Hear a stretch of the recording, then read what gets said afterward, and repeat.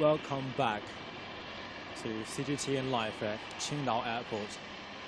And I'm Din Yang. Now within the camera you are looking at the touching down of the plane of Iranian President Hassan Rouhani. He just landed in Qingdao for the upcoming Shanghai Cooperation Organization Annual Summit. And now we'll be able to glance at the huge airplane in front of us. And now the ladders are moving closer and closer to the airport. And now, because we are standing, the media troops, we are stationed quite far away from the tech mark, so we cannot get that close to the plane. So from the camera, now I'm looking at what is happening there. And as per the procedure, the ceremonial procedure, now the guards of honor are standing by next to the plane, waiting for the president walking out. And if you have been with us from early this afternoon until now, the sun is very sad. That you've already known that today's live stream is about the arrival of heads of state of the SCO member states as well as the observatory countries. And earlier this afternoon, we've already received the president from Uzbekistan and the president of Pakistan, and now we are looking at the plane from Iran. Iran's President Hassan Rouhani is just landed in Qingdao. If you just tuned in, that is the eastern Chinese coastal city, and the city is the holder of the Shanghai Cooperation Organization's annual summit, and where the Iranian president will meet his counterparts from China as well as from Russia. And Iran remains an observer state to the SCO rather than a full member of the Eurasian bloc. However, Rouhani's visit to China is expected to be a magnet for spotlight, and there are these two reasons for that. And these two reasons are intertwined. The first reason is the speculation on if Iran will become a formal participant of the SCO. And the discussion around this agenda has been there for a few years, and some analysts believe that the Qingdao summit could be the occasion where this long-run proposal for Iran's full membership is to be resolved.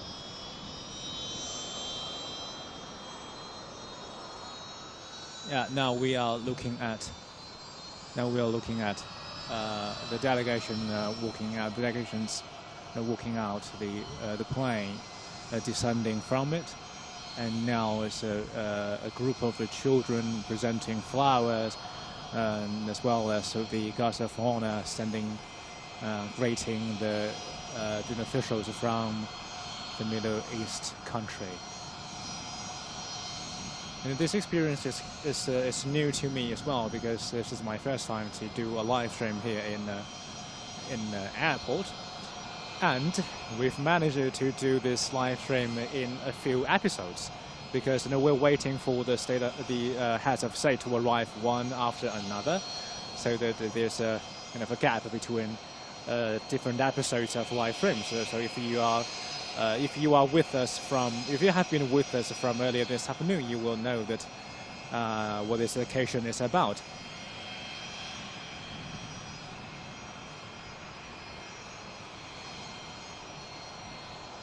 And I think with the camera now we are looking at the president himself, and we're still waiting.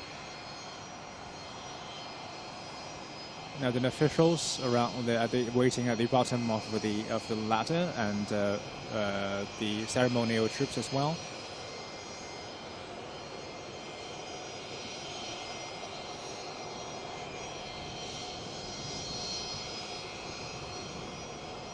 And also we can hear the sound, the huge sound of the arrival of another plane which just touched down.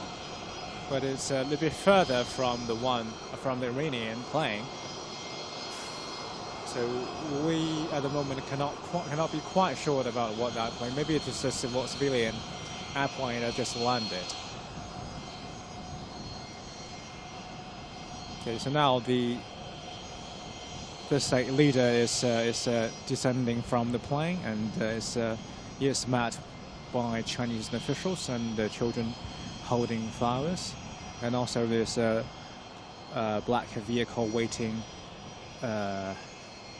nearby. And now they're shaking hands with officials.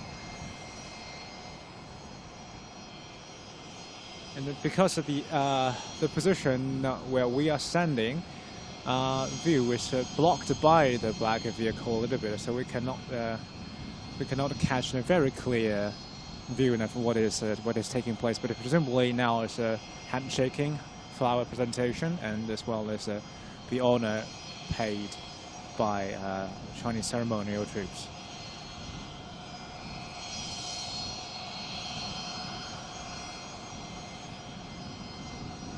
And I just mentioned that there are two reasons why the global media is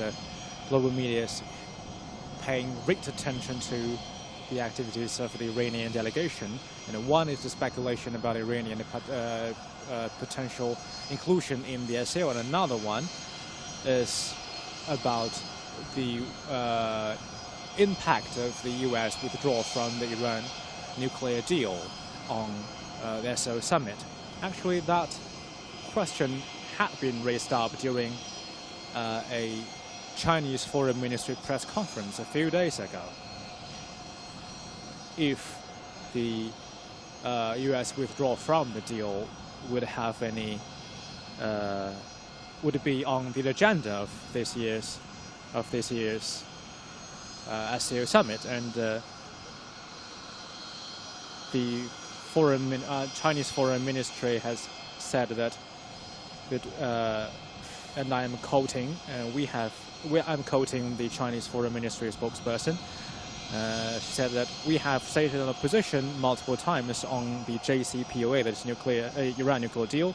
We believe that all parties shall honor their due responsibilities and obligations, and safeguard the sanctity and authority of the deal. As for the Qingdao Summit, we hope that all parties could focus on its theme and on practical cooperation the SCO is conducting in various fields under the new circumstances, so that the Qingdao Summit will contribute more vitality and energy to the SCO. Now, that you can interpret that as maybe the subject about the nuclear deal isn't going to be huge on the SCO agenda, but we still need to wait and see if there's any announcement between the different leaders, especially that between Iranian President and Russian President Vladimir Putin, who, according to our information, is going to land in Qingdao a bit late tonight. But we're still waiting for the confirmation on that. I mean, according to Jonathan Fulton, an assistant professor of political science at Zayyad University in Abu Dhabi, United Arab Emirates, it's if Iran is to be included in the SCO as a full member, it's an interesting. There could be an interesting spillover effect of that. And Turkey is already in a dialogue partner with the SCO, and given its importance in China's Belt and Road Initiative, Turkey could consider membership in eventually as well. And also the other Gulf countries have a significant trade relations with China, India, and Pakistan. Iranian membership, a potential Iranian membership could be a catalyst for Saudi Arabia and other Gulf Cooperation Council members requesting a seat at the SCO table. Now we can see that the Atmos troops are leaving the airport.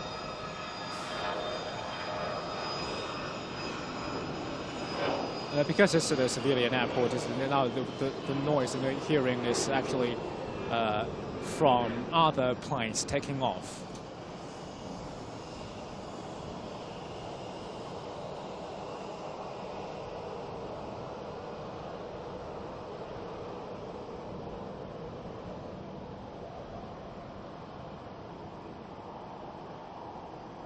And some commentators have been saying that Iran is negotiating with the Chinese companies in wide-ranging deals, from insurance to building train wagons at the moment.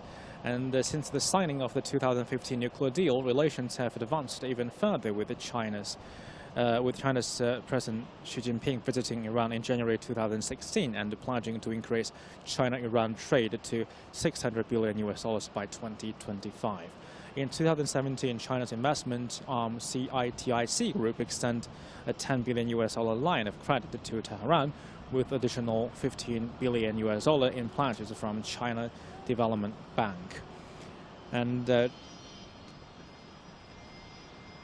actually, Iran's foreign minister has had paid a visit to China last month, and China actually was its first stop along a very multiple stops countries that he visited. And the subject, of course, it was about the nuclear deal and the potential cooperation in this time where the U.S. withdrawal from the Iran nuclear deal has caused turbulence in not just the Middle East, but in the geopolitical landscape around the world.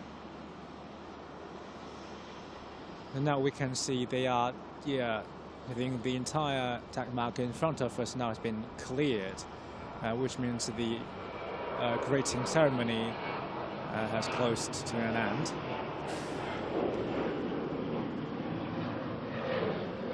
Yeah, if you just tune in, this is CGTN Live with Din Yang. We're at the Qingdao airport waiting to see the arrival, to witness the arrival of heads of states from SCO member countries as well as the dialogue countries. And now we just received 3 top leaders from Uzbekistan, Pakistan, as well as Iran. And tonight we're expecting Vladimir Putin, the Russian president, to land in Qingdao, but we're still waiting for the confirmation on the exact time of the landing. And we are about to wrap up this episode. As mentioned, now we are doing live streaming episodes.